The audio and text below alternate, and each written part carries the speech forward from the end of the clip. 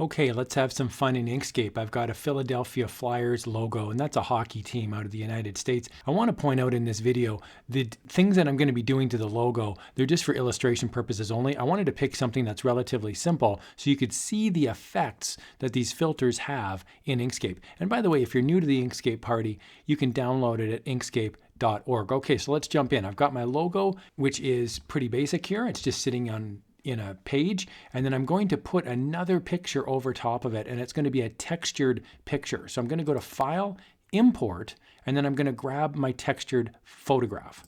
Okay, so now I've imported a wood background, and so I've got my wood background sitting on top of my Philadelphia Flyers background.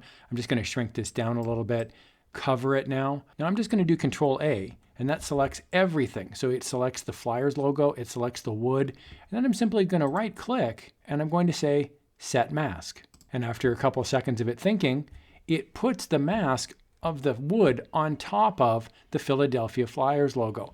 So if you don't like the way that looks, you can simply go Control Z and then you can put a new picture on top. So I'll delete out the wood and I'll go File, Import, and I'll grab another picture now. Maybe I'll grab a metal background. So with my metal background, I'm going to expand it out, make sure it covers the whole thing. Control A will select both, including that layer underneath. Right click, Set Mask.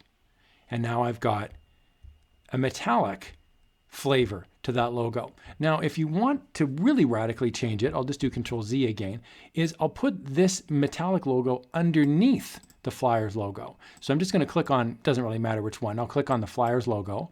And then there's this little thing here at the top that says raise selection to the top, or you can move the selection to the bottom. So because the Flyers logo is underneath the metal, I'm going to click raise to top. Now it pushes it above it.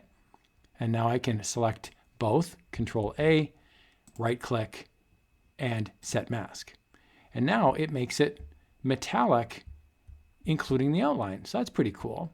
I hope you found this video helpful, and here's another video on how you can supercharge your graphic design skills.